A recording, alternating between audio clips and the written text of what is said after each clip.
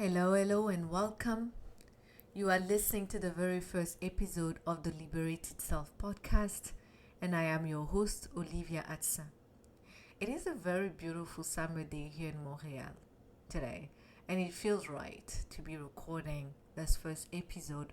I'll cozy up on my little chair, watching from my kitchen window some birds. We have like some birds perched on the lilac tree in our garden, while you also have other birds that are eating from our bird feeder. It is actually a beautiful scene, and I will let you imagine that for a second while I keep going here. So, this is very new to me and a new project I'm embarking on. I am so excited and a little bit terrified at the same time, to be completely honest with you.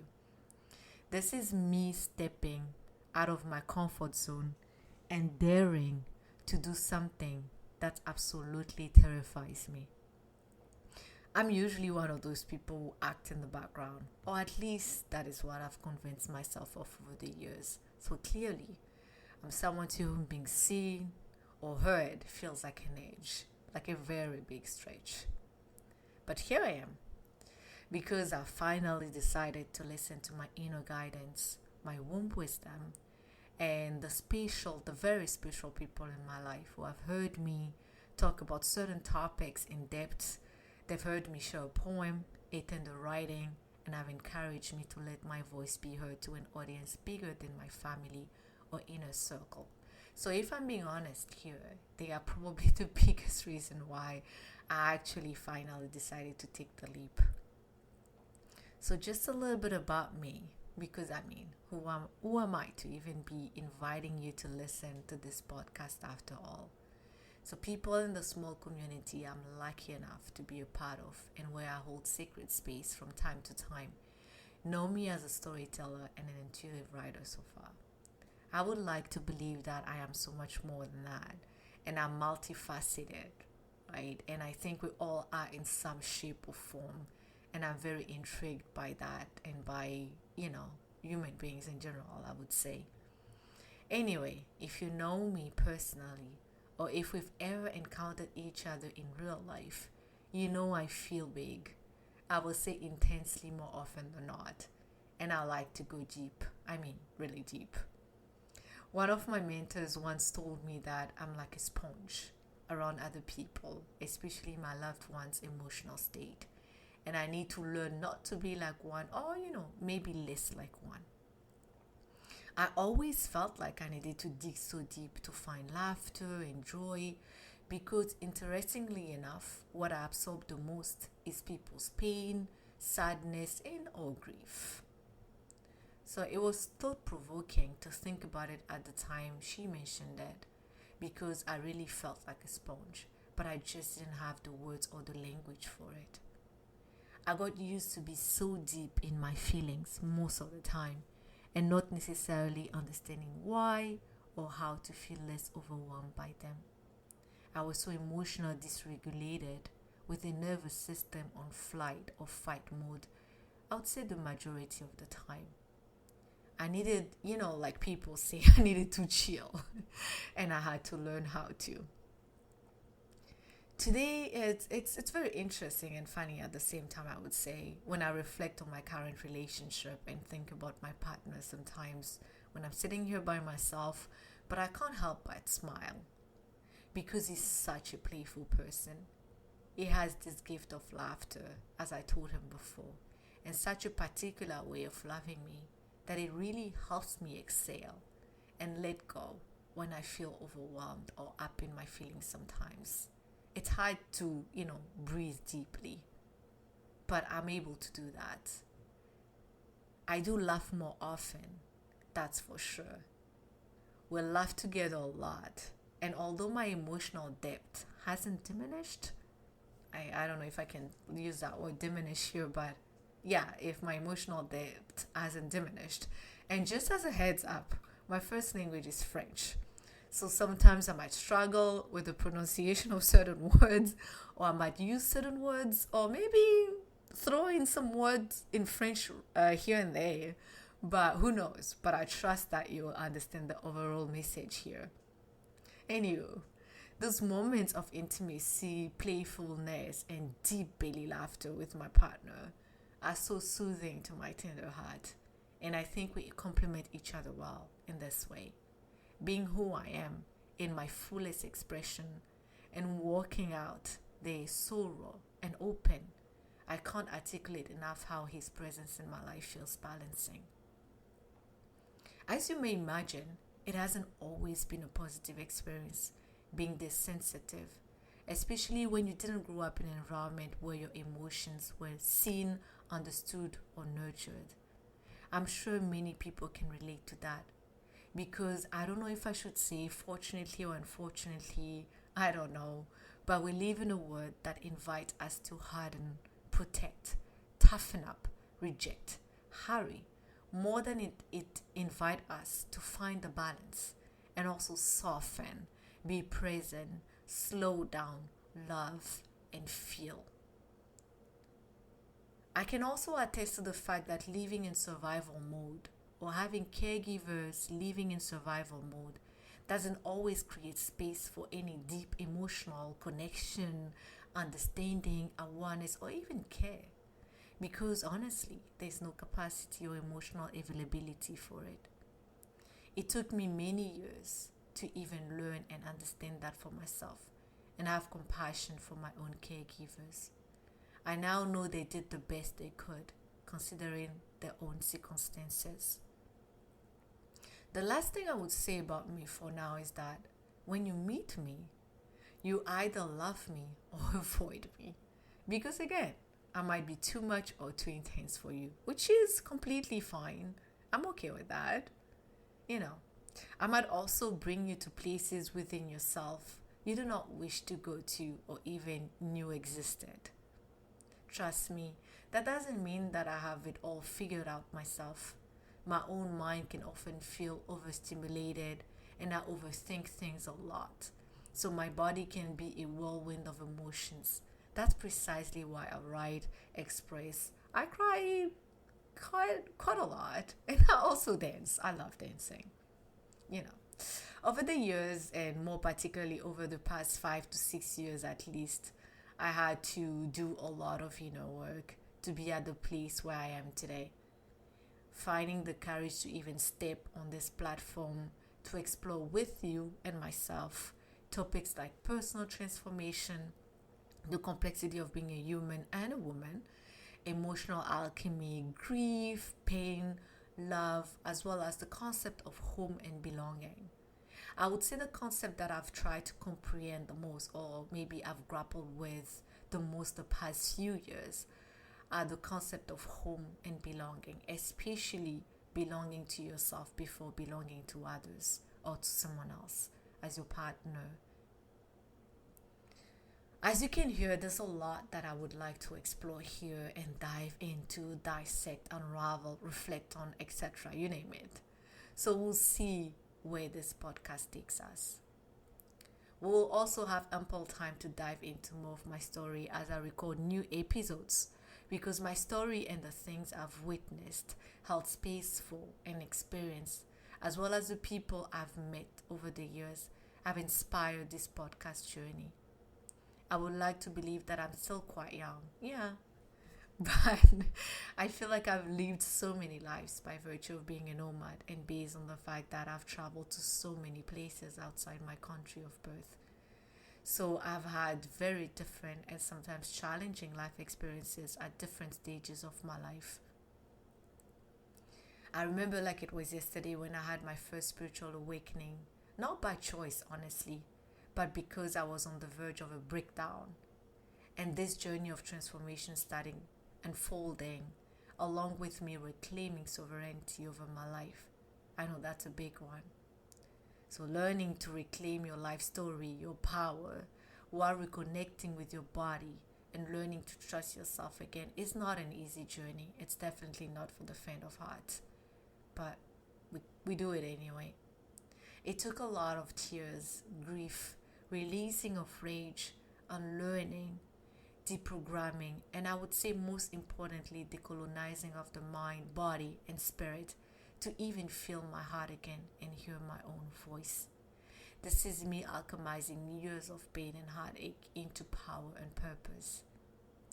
Of course, I can't talk about my journey without mentioning all the help and the healing love I got along the way from my own mother, bless her heart, a tender, selfless heart, and some very special women healers, and also my family. They are now, those special women healers are now some of my favorite humans on this planet. Hopefully, one day you get to experience them and their magic when I invite them as guest speakers on this podcast. I'm sure you will love them as much as I do.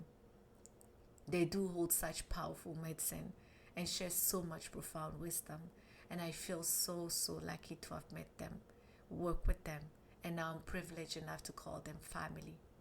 They really held me and witnessed me whole during some of my darkest times, and I wouldn't be here without their unconditional love and support, as well as the love and support of my family. I really can't wait to be in conversation with these women and share them with you one day. So enough about me for now, and back to the podcast. When I thought of starting this project, I felt my primary audience, or the people who would benefit from these words the most, are all the deep feelers, tender hearts, the highly sensitive and multifaceted souls like me out there. Especially those who are afraid to fully feel and struggle to be present to themselves as well as their intense emotions. Also, anyone who has ever experienced or is experiencing grief or heartbreak due to an inexplicable longing for home, be it internal or external. Anyone who feels like they have had to walk alone most of their lives and can't really trust life, or that God is on the side, basically. They feel disconnected from themselves, lost and fragmented, sometimes crippled by fear and shame.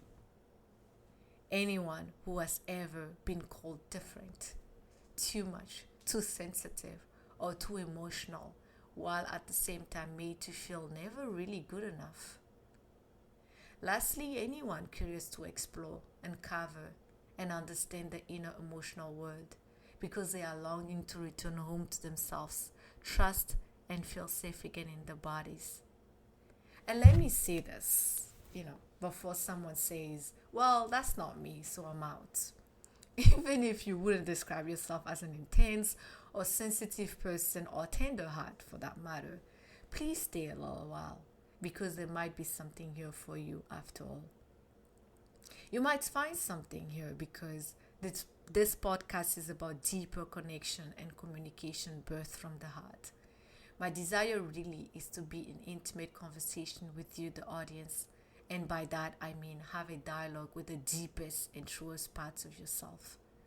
Maybe most importantly, I wish to speak to your soul, as well as the parts of you that you've hidden away, denied, and repressed due to shame, fear, guilt, or out of survival simply.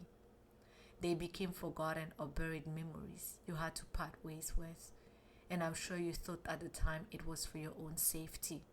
I know, I've been there, and it felt safer to do so in order to belong, be loved, and accepted. I want you to question those patterns you've learned, belief systems you've adopted as your own, which became trauma responses and or survival mechanism you think represent who you truly are. So in this space, we unravel and allow ourselves to fully feel and sense. We do so by weaving the threads of remembrance through self-exploration, deeper body awareness, sensual observation, or the observation of your own senses, mental curiosity, communication, and connection to self and others. I mention all these modalities because I've learned over the years that there is no one size fits all, and people can move through feelings and emotion in a multitude of ways. At least I did.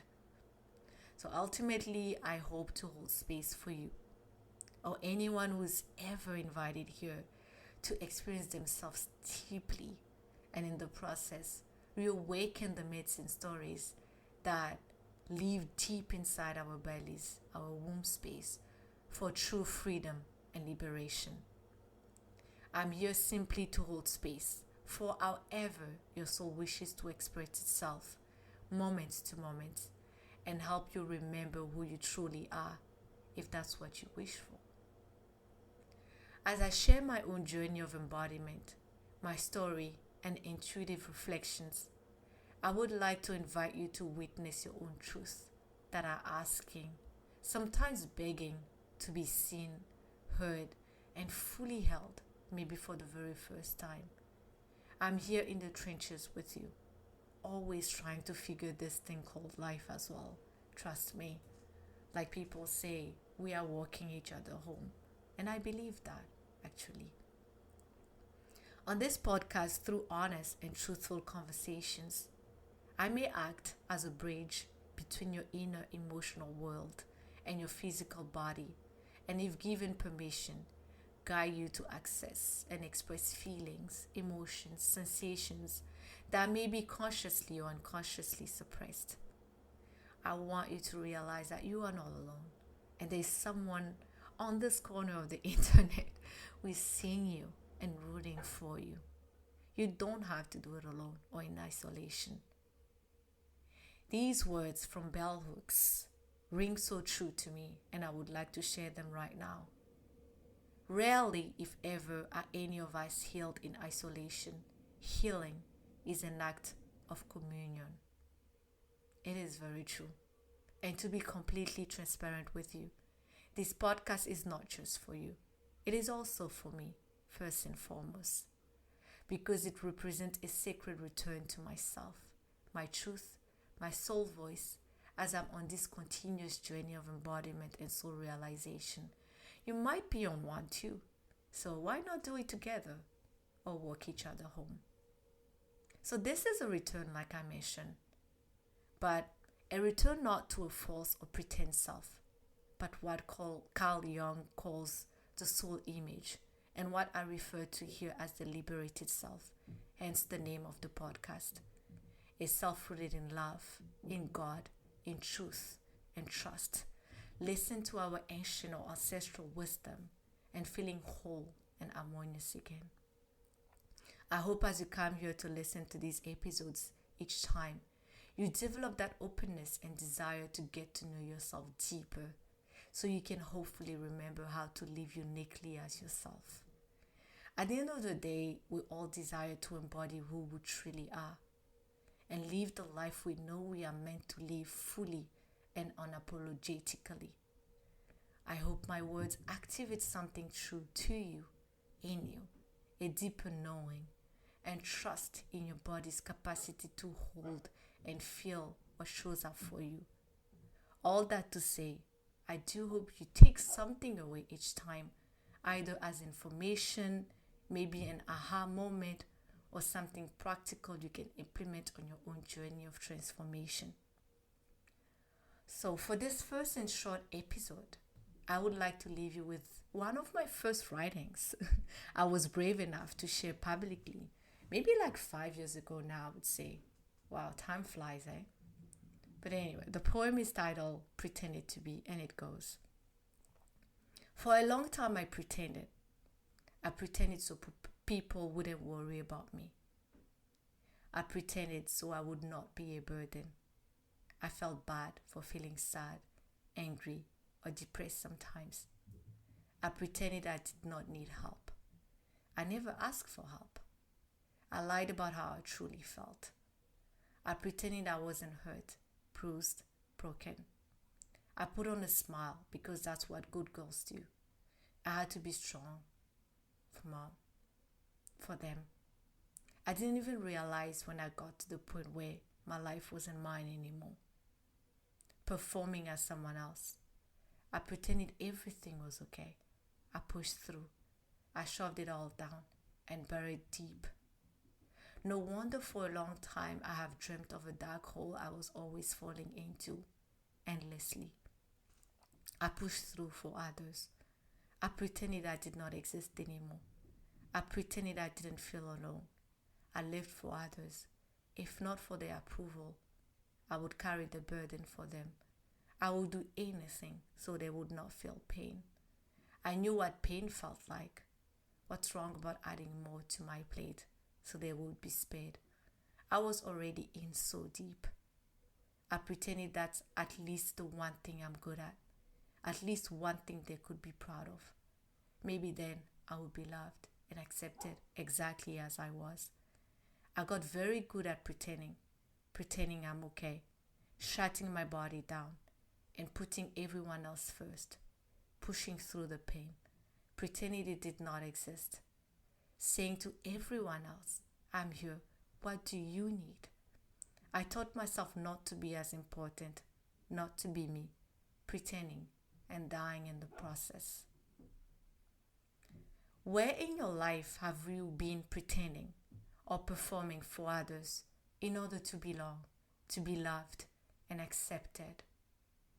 Think about it. So that's it for today. Yeah, we made it. And I'm so proud of myself for recording this first episode. I'm also eager for you to listen to it. I hope it resonates with you in some way, or it invites some reflections. If you would like to share something after having listened to this episode, or if you would like to be in conversation with me, maybe one of these days, please feel free to reach out to me at hello@oliviaatsen.com. I will be delighted to read and answer you. Before I part ways with you now, I would like to express my deepest gratitude for your presence, simply for your presence, your open heart, and your listening ear. Mi daimon, which means thank you in my mother tongue. I hope to be back here soon. Right now, I'm not sure yet of the frequency of my podcast episodes, because if there's one thing you can't force or rush with me, is when the words are ready to be shared. I just want things to flow as they are meant to, and nothing to be rushed or forced. But my goal is to try and release at least one episode per week, because I want to build a relationship with you over time. But yeah, things may shift and change over time. So again, thank you for listening, and until next time, all my love.